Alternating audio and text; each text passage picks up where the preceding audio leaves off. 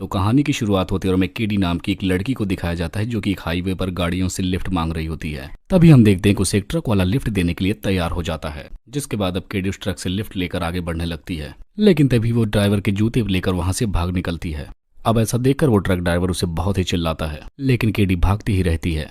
अब थोड़ी दूर भाग कर आने के बाद केडी को दूर दराज एक घर दिखाई देता है, जिसके बाद अब वो उस घर की ओर बढ़ने लगती है। अब इसके बाद ये सीन यहीं पर कट होता है जहां पर हमें उस घर के मालिक जेस को दिखाया जाता है।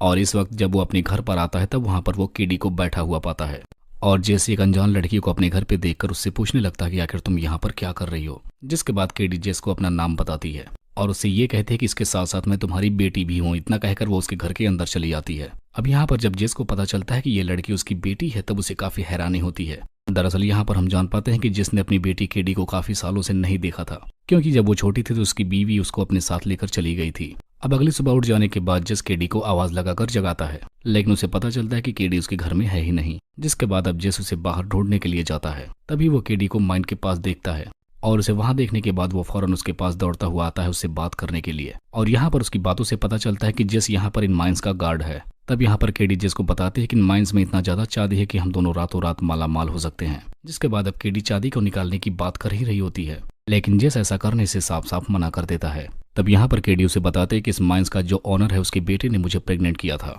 और इस तरीके से ये माइन मेरी और मेरे बच्चे की भी हो गई। और अब ये माइन अगर मेरी है तो मैं बिना परमिशन के इनमें से चांदी निकाल सकती हूँ। और अब केडी के मुंह से सुनने के बाद जेस को काफी बड़ा झटका लगता है, जिसके बाद अब वो केडी को कुछ भी नहीं कहता।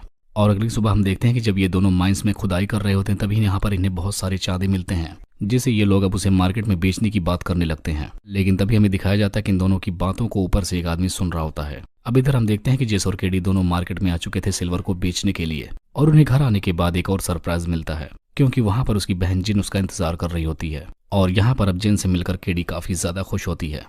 अब इसके बाद हम देखते हैं कि केडी अपने बच्चे को जेस से मिलवाती है, जिसका नाम टेनी होता है, जिसको जेन यहाँ पर लेकर आई थी। लेकिन यहाँ पर जेस उसे बिना देखे ही चुपचाप घर के अंदर चला जाता है, जिससे हमें समझ आता है कि जेस उस बच्चे को अपनाना नहीं चाहता और इस बात से वो केडी से भी नाराज होता है। लेकिन जेस की ये नाराजगी ज्यादा देर तक चल नहीं पाती है, क्योंकि जब केडी अपने बच्चे को जेस को संभालने के लिए देती है तब वो उसके साथ भी काफी घुल मिल जाता है। और इसी दौरान वो उस बच्चे के पेट पर एक रेड कलर का निशान देखता है और उसके पूछने के बाद केडी बताते हैं कि ये उसके जन्मजात का निशान है। अब थोड़ी देर बाद केडी की बहन उसे बताती है कि इस बच्चे का बाप तुमसे शादी करने के लिए तैयार हो गया है और अब वो कल केडी से मिलने के लिए यहाँ पर आने वाला है। और ऐसा सुनने के बाद अब सारे लोग बहुत खुश होते हैं, लेकिन जिस इस बात से खुश नहीं था। अब अगले दिन हम देखते हैं कि वो लड़का वॉश केडी से मिलने के लिए आता है। तब यहाँ पर केडी उससे गुस्सा होने का नाटक करती है। अब यहाँ केडी को काफी गुस्से में देखकर वॉश उसे मनाने की कोशिश करता है, जिसके बाद केडी अब मान भी जाती है। जिसके बाद अब केडी वॉश को जेस से मिलवाती है, जिसके बाद वो जेस से पूछता है कि क्या मैं तुम्हारी बेटी के साथ शादी कर सकता हूँ। जिस पे काफी सोचने के बाद जेस हाँ में जवाब देता है। अब यहाँ पर ये सारे लोग बात कर ही रहे होते हैं तभी ने एक ट्रक के आने की आवाज सुनाई देती है, जिसे देखने के बाद जेस तुरंत अपनी गन को निकालता है। तभी ट्रक में से मौके नाम का एक आदमी बाहर निकल कर आता है। यहाँ पर हमें पता चलता है कि मोक वही इंसान है जिसने सालों पहले जेस की वाइफ को यहाँ से भगा कर ले गया था। दरअसल यहाँ पर वो जेस की वाइफ बेल को भी अपने साथ लेकर आया था, क्योंकि वो काफी बीमार हो चुकी थी और बहुत जल्द ही वो उसकी मौत होने वाली थी, इसलिए वो मरने से पहले अपने पूरे परिवार को देखना चाहती थी। अब अगले सीन में हमें बेल का फ्यूनरल दिखाया जाता है, जहां पर उसे मोक के चेहरे की स्माइल देखकर पता चल जाता है कि मोक पहले से उस माइन में जा चुका है जहां पर बहुत सारा चांदी है। अब इतना जानते ही जेस तुरंत ही गन लेकर माइंस के अंदर आ जाता है, जहां पर हम देखते हैं कि मोक पहले से सिल्वर निकाल रहा होता है। यहाँ पर ये दोनों बातें कर ही रहे होते हैं तभी जेस मोक के पेट पर वही निशान देखता है जो कि केडी के बच्चे के पेट पर था। और ऐसा देखने के बाद वो समझ जाता है कि केडी को मोक ने ही प्रेग्नेंट किया है और केडी ने उससे झूठ बोला है। और ऐसा देखने के बाद अब उसे काफी ज्यादा गुस्सा आता है, जिसकी वजह से वो मोक को यहीं पर शूट कर देता है। तब यहाँ पर मोक जख्मी हालत में जेस से बोलता है कि केडी तुम्हारी नहीं बल्कि मेरी बेटी है और ये निशान मेरी फैमिली के हर लोगों के पेट पर है। अब क्योंकि केडी लड़की है इसकी वजह से उसके पेट पर ये निशान नहीं आया, इसलिए उसके बच्चे पर आया, क्योंकि वो एक लड़का है। अब सच्चाई जानने के बाद जेस मोक को बचाने के बजाय उसे वहीं पर दफना देता है। अब इसके बाद जेस मोक के घर पर जाकर उसके पेरेंट्स को बताता है कि डैनी वास का नहीं बल्कि मोक का बेटा है, क्योंकि उन दोनों के पीठ पर सेम मार्क निशान है। अब ये सब कुछ सुनने के बाद हम समझ पाते हैं कि जिसने ये सब कुछ जानबूझकर किया है, क्योंकि वो केडी को पसंद करता है और अब वो अपने और केडी के बीच किसी को भी नहीं आने देना चाहता था।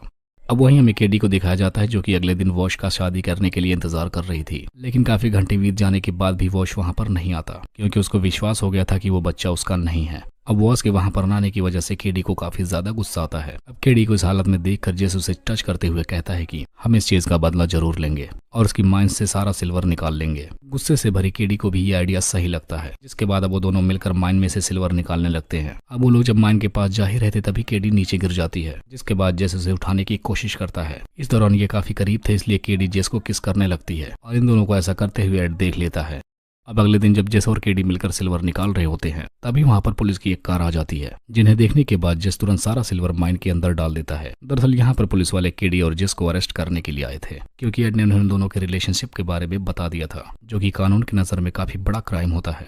जिसके बाद अब हमें जेस और केडी को एक कोर्ट रूम में दिखाया जाता है, जहां पर जज उनके कारनामों को सुनकर दोनों को गुनहगार मानते हैं। लेकिन तभी जेस बोलता है कि इन सब में केडी की कोई गलती नहीं है और मैंने ही उसके साथ जबरदस्ती की है। और ऐसा जवाब सुनने के बाद जज जेस को 10 साल की सजा सुनाते हैं। लेकिन ऐसा देखकर केडी से रहा नहीं जाता और वो कहती है कि हम दोनों के बीच जो कुछ भी हुआ वो हम दोनों की मर्जी से हुआ। अब इतना सुनने के बाद जज कुछ बोलते इससे पहले जेस बोलता है कि केडी मेरी नहीं बल्कि मेरे एक दोस्त की बेटी है, जिसे साबित करने के लिए वो केडी के बेटे के पेट पर वो निशान दिखाता है, जो कि सेमेट के पेट पर था। दरअसल एड के पेट पर वो निशान इसलिए था क्योंकि वो मोक का ही भाई था। अब इतना सब कुछ देखने के बाद जज को विश्वास हो जाता है कि केडी जेस की बेटी नहीं है, इसलिए जेस ने केडी के साथ रिलेशन रखकर कोई गलत नहीं किया। इसकी वजह से उन दोनों को बाइज्जत रिहा कर दिया जाता है। वहीं कोर्ट से बाहर आने के बाद वॉश केडी को बताता है कि जेस ने मेरे घर पे आकर कहा था कि तुम्हारा बच्चा मोक का है, इसीलिए मैं उस दिन शादी करने के लिए तुम्हारे पास नहीं आया। अब इतना सब कुछ सुनने के बाद केडी समझ जाते हैं कि जेस ने उसके साथ रहने के लिए इतना सब कुछ किया।